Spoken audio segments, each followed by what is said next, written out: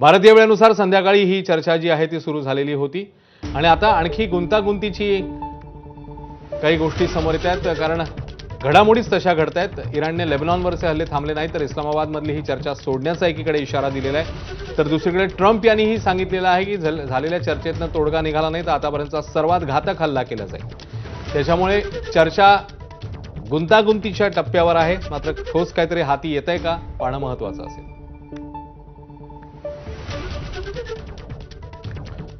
तर चर्चेमधले गुंतागुंतीचे मुद्दे नेमके कोणते आहेत ते बघूया। इराणकडचा समृद्ध युरेनियमचा साठा, इराणचा बॅलिस्टिक क्षेपणास्त्र कार्यक्रम, होर्मुझ सामुद्रधुनीवरचं इराणचं नियंत्रण, सशस्त्र गटांना इराणकडनं मिळणारं समर्थन, लेबनॉनमधील हिजबुल्ला, येमेनमधील हुती, गाझामधील हमासला मिळणारं इराणचं समर्थन, या सगळ्या गोष्टी सध्या गुंतागुंतीच्या बनत जात आहेत। इकडे होर्मुझच्या सामुद्रधुनीत अजूनही अनेक जहाजं अडकल्याचा व्हिडिओ समोर आलाय। जहाजं बाहेर काढण्यासाठी इराणच्या IRGCने अजूनही परवानगी दिली नाहीये अशी माहिती आहे। एकीकडे इस्लामाबादेत पाकिस्तान आणि इराणची बैठक सुरू आहे, दुसरीकडे IRGCने होर्मुझमधल्या जहाजांचा व्हिडिओ शेअर केला।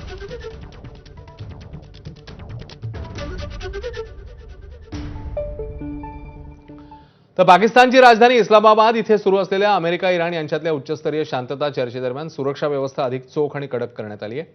पाकिस्तानी सैन्याकडून हेलिकॉप्टरद्वारे सुरक्षेचं हवाई निरीक्षण करण्यात आलं। सुरक्षा धोका निर्माण होऊ नये याकरता इस्लामाबादेत मोठ्या प्रमाणात बंदोबस्त तैनात करण्यात आला। मध्य पूर्वेतला तणाव कमी होण्यासाठी या वाटाघाटी निर्णायक ठरू शकतात।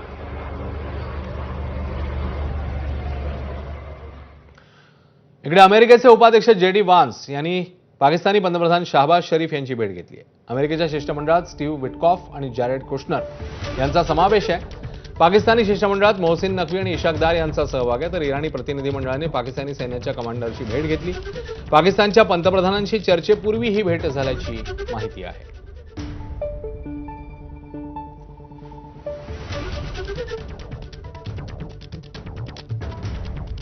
इस्लामाबादमध्ये चर्चा सुरू असतानाच डोनाल्ड ट्रम्प यांनी इराणला डिवचलंय।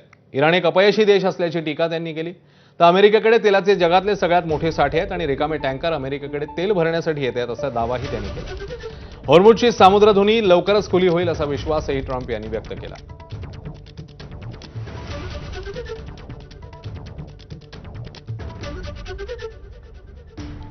आखाती युद्धाच्या चर्चेच्या आधी इराणच्या संसदेचे अध्यक्ष मोहम्मद बाघेर गालिबाफ यांनी मिनाब शाळेवरील हल्ल्यात मरण पावलेल्या विद्यार्थ्यांचे फोटो पोस्ट केलेत। हे फोटो विमानाच्या आसनांवर ठेवत त्यांनी अभिवादन केलं। हल्ल्यात मारल्या गेलेल्या मुलांची आठवण सोबत घेऊन चर्चेसाठी जातोय अशा भावना गालिबाफ यांनी व्यक्त केल्या आहेत।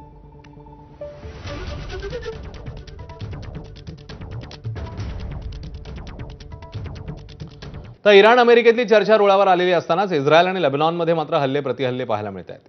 येत्या 14 तारखेला दोन्ही देशांमध्ये अमेरिकेत चर्चा सुरू होण्याची शक्यता आहे, पण त्याआधी इस्रायलने आज केलेल्या हल्ल्यात लेबनॉनच्या 10 नागरिकांचा मृत्यू झालाय। दुसरीकडे हिजबुल्लाहनेही इस्रायलच्या लष्करी तळांवर हल्ले केले आहेत। लेबनॉनमधले हल्ले बंद करावेत अशी विनंती लेबनॉन सरकारने इस्रायलकडे केली, तर लेबनॉनसोबतच्या शस्त्रसंधीत हिजबुल्ला मोठा अडथळा असल्याचं इस्रायलचं म्हणणं आहे।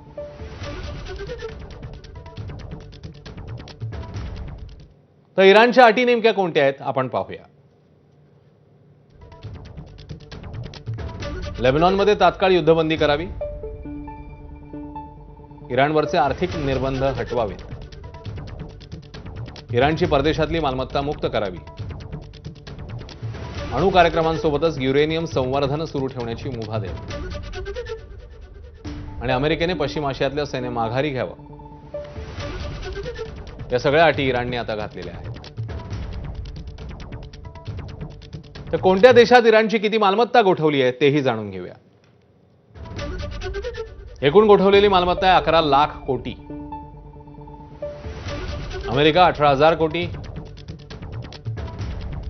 चीनमध्ये 1,80,000 कोटी,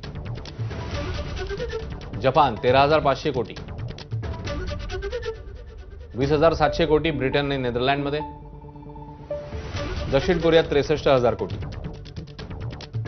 तर इराकमध्ये 54,000 कोटी, लक्झेंबर्ग 14,400 कोटी इतकी मालमत्ता इराणची वेगवेगळ्या देशांमध्ये गोठवल्याचं समोर येत आहे।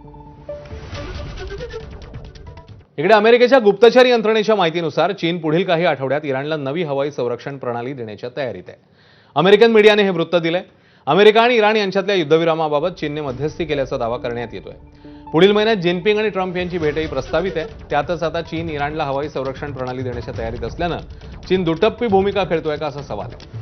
चीन ही सशस्त्र शस्त्रसामुग्री थेट इराणला न देता तिसऱ्या देशाच्या माध्यमातून देण्याचा प्रयत्न करत असल्याचाही संशय आहे. ही प्रणाली मॅनपॅड्स या नावाने ओळखली जाते. खांद्यावरून टाकता येतील अशी ही क्षेपणास्त्र यामध्ये वापरली जातात.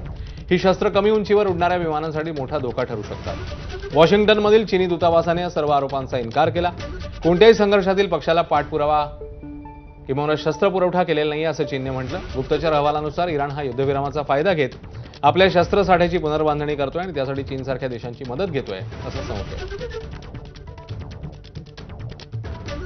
पाकिस्तानात चर्चेसाठी दाखल झालेल्या इराणी पथकाने मोठा संदेश जारी केलाय.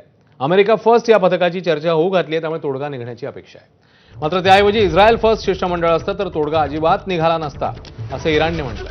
तोडगा निघाला नसता तर आमचे हल्ले अधिक विनाशकारी झाले असते असंही इराणने सांगितलं.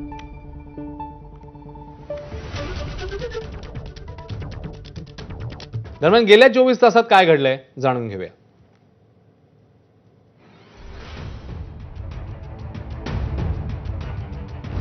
अमेरिका इराणचं शिष्टमंडळ इस्लामाबादमध्ये आलं.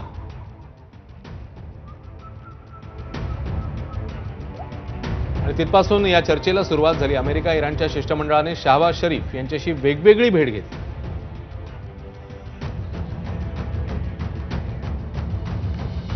एकीकडे या भेटीगाठी होत असतानाच पुन्हा एकदा ट्रम्प यांचं एक वक्तव्य आलं आणि त्याच्यामुळे पुन्हा एकदा चर्चांना उधाण आलं. कारण शांतता करार न झाल्यास पुन्हा हल्ला करू अशी ट्रम्प यांनी मग धमकी दिली. इराणने खेळी करण्याचा प्रयत्न करू नये असा मग जेडी वान्स यांनी इशाराही दिला.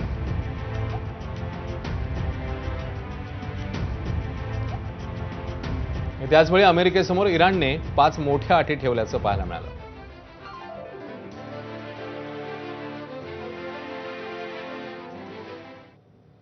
इकडे पाकिस्तानच्या परकीय चलन साठ्याला स्थिरता देण्यासाठी सौदी अरेबिया आणि कतार यांनी मिळून 5 अब्ज अमेरिकन डॉलर्सची आर्थिक मदत देण्याचं आश्वासन दिलंय.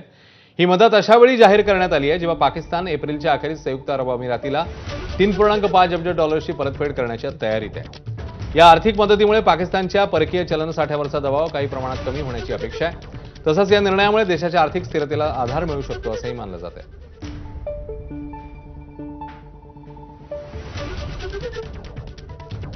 इस्रायल आणि आता लेबनॉन नंतर स्पेन विरोधातही आघाडी उघडणार का अशी चर्चा सुरू झाली आहे. त्याला कारण आहे स्पेनने घेतलेली भूमिका. स्पेनने गाझा युद्धविरामावर लक्ष ठेवून असलेल्या केंद्रीय समितीतनं माघार घेतली आहे आणि यामुळेच इस्रायलचा संताप झालाय. स्पेनची ही भूमिका म्हणजे इस्रायली सैनिकांचा अपमान असल्याचं सांगत स्पेनच्या भूमिकेकडे आम्ही दुर्लक्ष करणार नसून वेळ येईल तेव्हा प्रत्युत्तर देऊ असा इशारा दिलाय. याआधी स्पेनने ट्रम्प यांनी सांगितल्यानंतरही हॉर्मुझच्या खाडीत आपलं सैन्य पाठवण्यास नकार दिला होता. तेव्हा ट्रम्प यांनी उघडपणे स्पेन विरोधात आपली नाराजी व्यक्त केली होती.